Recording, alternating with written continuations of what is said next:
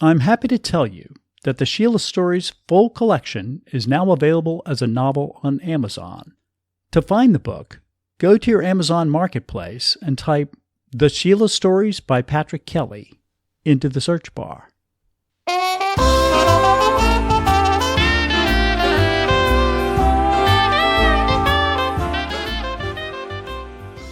Welcome to the Sheila Stories, which relate an Australian woman's life of adventure and romance in the 20th century. I'm Pat Kelly, your host and storyteller. Now, to get everyone back up to speed, in our last episode we heard the story Milne Bay, in which Sheila anxiously awaited news from her husband Colin, who was fighting in New Guinea. During this story, the Australians beat back a Japanese landing at Milne Bay, and this was heralded as a great victory. Now, later in the story, Sheila met with a malaria-stricken soldier who predicted the army would send Colin's brigade back into battle soon. Now, in this episode, we will hear Thomas tell the girls the story Battle of the Beaches. Several months have gone by from the previous episode, and the Australians, joined by American forces, are battling to throw the Japanese off of the beaches of New Guinea.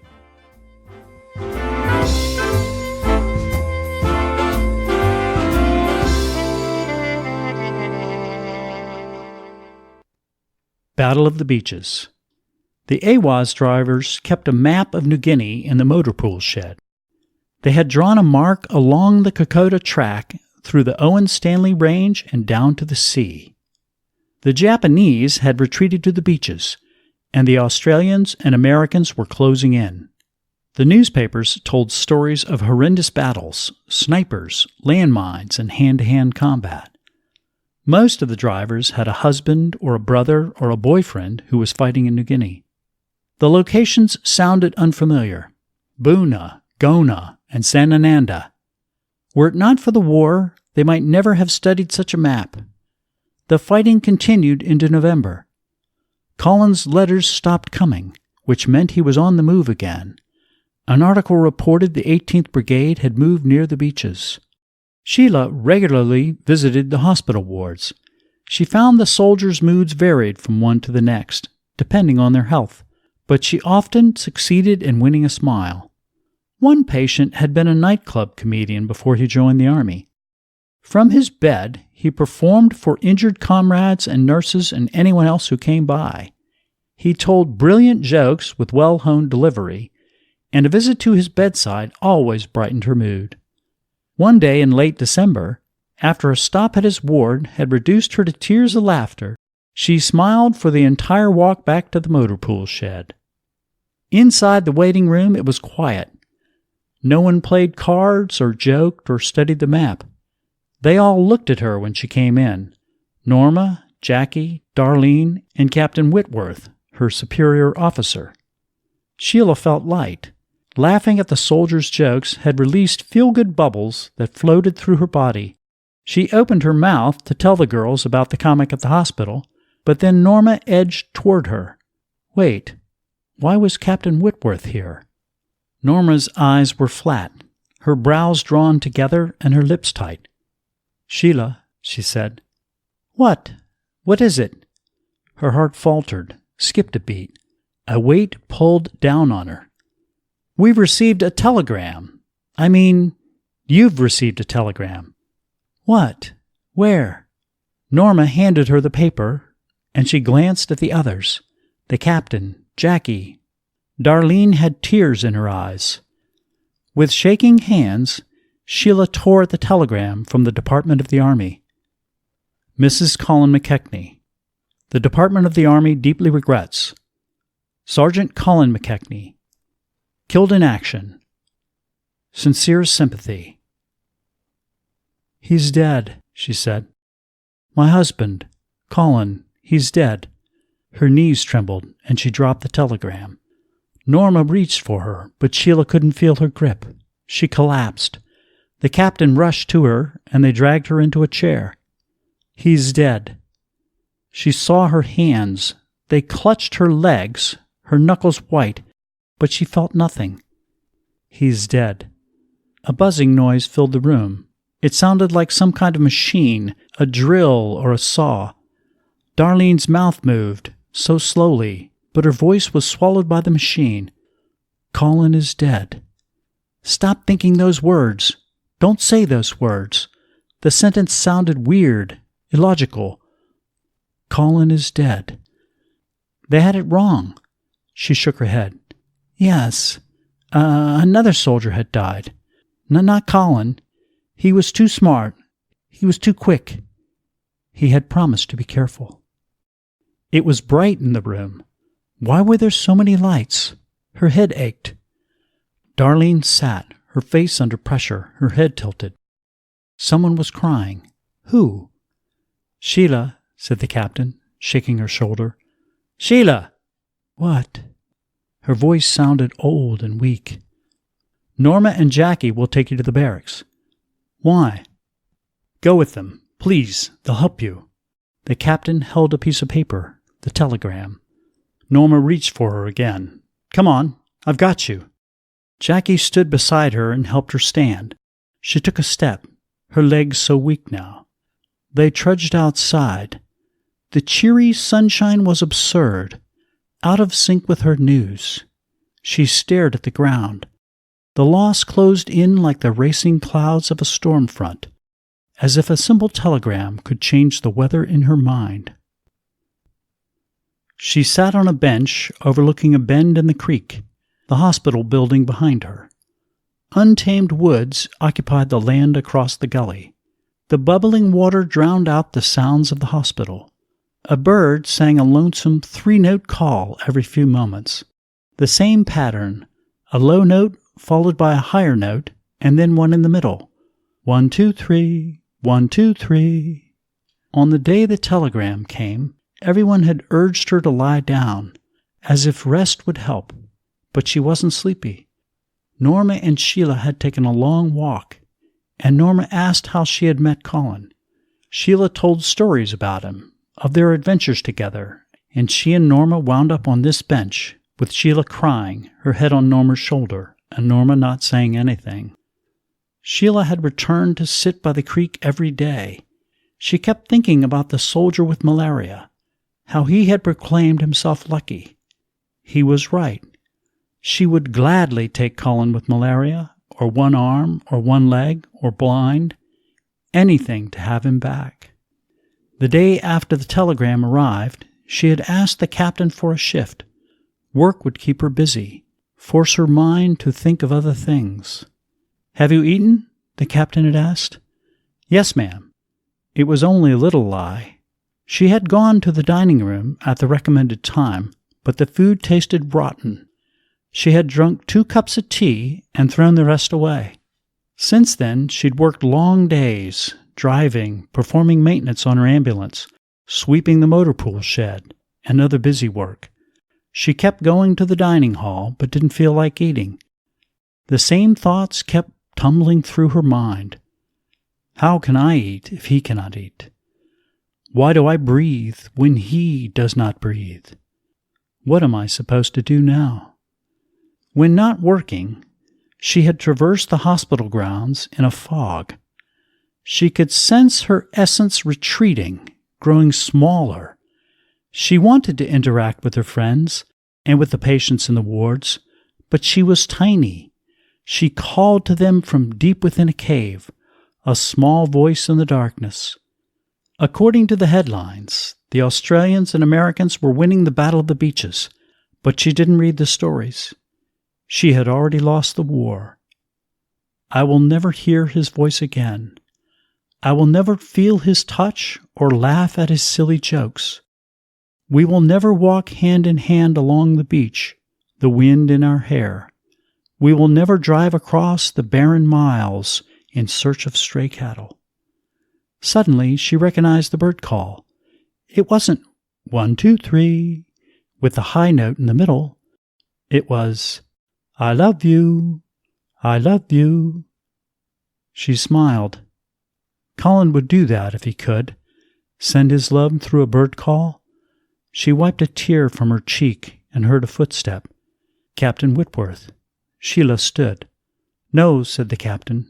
I'll sit with you. The captain was in her 40s and had thick auburn hair streaked with gray. She was career Army and comfortable in her uniform.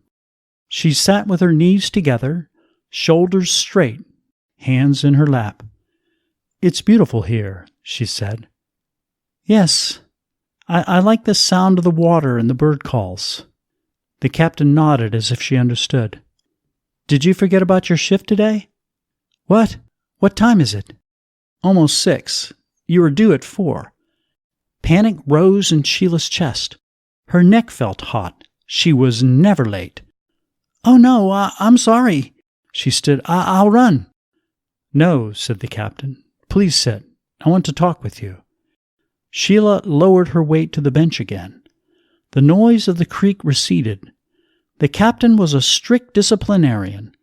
She tolerated little in the way of slacking off. So why was her face not stern? Her expression resembled a mother gazing at her youngest child. "How do you feel?" said the captain. How did she feel? A simple question. How are you? People tossed that question around carelessly, but the captain waited, as if genuinely interested in her answer. How did she feel? The small essence of her that dwelled deep within the cave had not bothered to consider that question. She took a deep breath of fresh air. Her head ached terribly. Iron tongs squeezed the back of her skull, driving tension into her shoulders and neck. She shook her head, not sure how to answer the captain. "Sorry about missing the shift," she said. "No worries. The others will cover for you. Everyone is concerned. Norma came to see me this morning." "Norma? She says you're not sleeping." That was largely true. Each night she would lie in bed, staring at the ceiling, and wonder what she should do next. When she tried to relive her honeymoon, the worst possible thing happened. She had difficulty recreating Colin's face.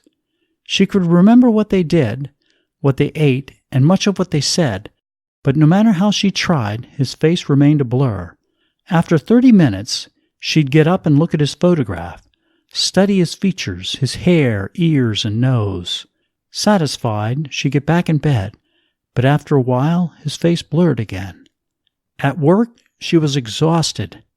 The day before, she had nodded off standing next to her ambulance. Her legs began to buckle, but she caught herself from falling at the last moment. "You're still in shock," said the captain. "I'll be fine. I just need to—" "You need rest and a break from the uniform, away from Tamworth, away from the hospital." "I don't understand." "I'm placing you on indefinite leave." "Indefinite?" "You're going home to Sydney, to your family." None of it made sense. She couldn't go to Sydney. She hadn't even told her mother about Colin. "I've already contacted your parents," said the captain. Home. The hills of North Sydney. The towering eucalyptus trees. Her childhood bedroom. She'd been home only 3 times since leaving 8 years earlier. It seemed a lifetime ago. A husband ago. She was little more than a child back then. But to curl her toes in the sand at Manly Beach, to feel the waves splashing over her calves, it seemed as good a destination as any, and certainly more promising than sitting on this bench. "You have a ticket on tonight's train," said the captain. "Your parents will meet you at the station."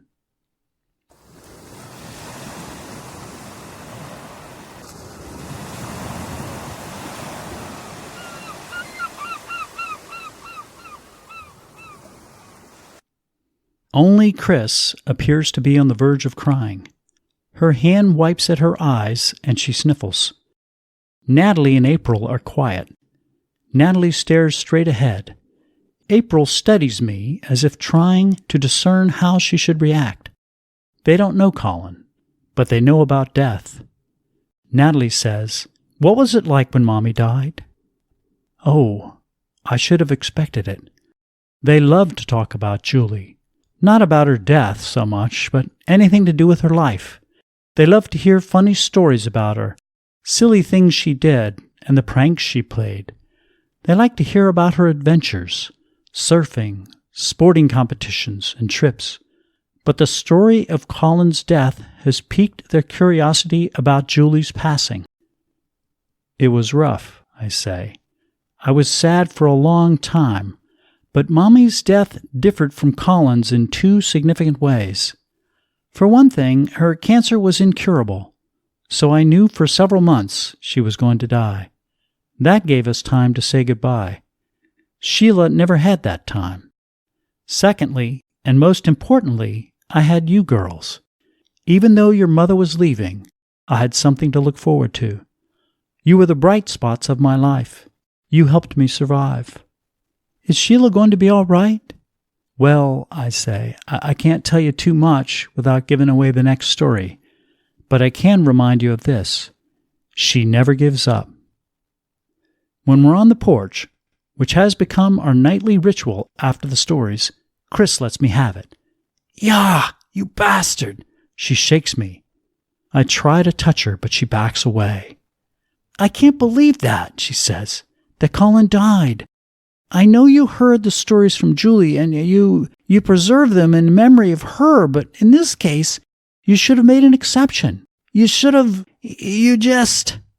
what? You should have let him live. I can't believe Julie killed him. Why do the good guys have to die in the end? The good guys always die. Everyone dies in the end. But it's just a story, says Chris. It can have a happy ending. Hollywood does it all the time. It's not just a story, I say.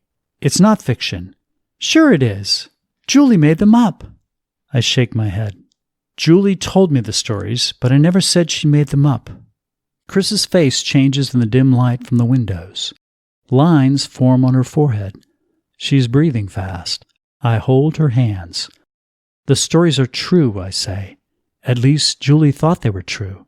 Changing them would be like rewriting history, and I won't do that, no matter how hard they are to hear or to tell. When I open my eyes the next morning, the first thing I see is Julie's picture on my bedside table. We had come up from the beach to get a cool drink, just another of 1,000 couples on the Gold Coast. Picking up the picture, I scan the contours of her face. She looks different, but I can't figure out why. Her smile is still there, the freckles across the bridge of her nose, her hair drying in the warm breeze. I don't know if telling the stories was a good idea, Julie, but at least we're almost done. Only much later, when the girls have gone outside to play and I'm sitting at the table with a second cup of coffee, do I realize I spoke to Julie in my mind, not out loud. Have I done that previously? If so, when did it start, and why? The heart has limited capacity. You can love more than one person, but when you share your love with a second, there's not as much left for the first. Julie is slipping away.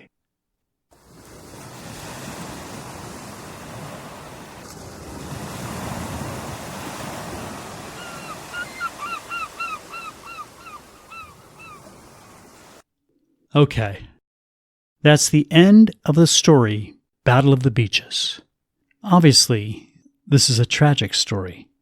Like many brides in World War II, Sheila has lost her husband and now must figure out what to do with herself as a young widow. One of the things that struck me in the story is just the suddenness of the news. Sheila is rushing along with life. Actually, she was feeling upbeat because of this funny soldier she met in the hospital, and then she gets a telegram that shuts off her world. I did some research on the telegram Sheila received, and this was a common way for people to find out their loved ones had been killed. I guess Sheila was fortunate in that she was surrounded by friends when she heard the news. I can't imagine how it would feel to get news like that all by yourself. My wife's aunt was a wonderful woman named Dorothy. Everyone called her Dort, Auntie Dort. And Dort was married to Gaylord, Dort and Gay, and they lived a great life together for many years. They had 5 children and many grandchildren and great-grandchildren. One thing that some people didn't know about Dort is that as a young woman, she was married to another man. a soldier who was killed while fighting in Europe during World War II. Now, this was long before I ever knew Dort, and I never talked to her about it, but I'm sure that, like Sheila, she was devastated. Somehow, Dort managed to carry on. She went on to marry another man and have a wonderful life with him. And now, I'm not trying to say that good things come from war or death. I'm merely observing that life goes on. Dort managed to go on with her life, and Sheila will go on with hers, without Colin. In the next episode, we will hear the story Home, in which Sheila will return to her birthplace in the northern suburbs of Sydney to try to recover from this great tragedy. Now, we've just heard episode 14, which means we are now halfway through the Sheila stories, and it will take us through the end of the year to hear them all. If you're enjoying the stories, please tell your friends about them. They can listen to them on the podcast, they can read them individually on my website, or they can get them on Amazon as a full set. It's fun to tell the stories one at a time on the podcast, but I know it's difficult to follow the ongoing narrative. If you're one of those people who likes to read to the end, or if you just want to help out a starving artist, this is your big chance. To find the novel, go to Amazon and type the Sheila Stories into the search bar. On today's episode, we had music by Cinemedia and sound effects by Noise Creations and Zapsplat.com. Thank you, friends. I'll be back soon. Bye now.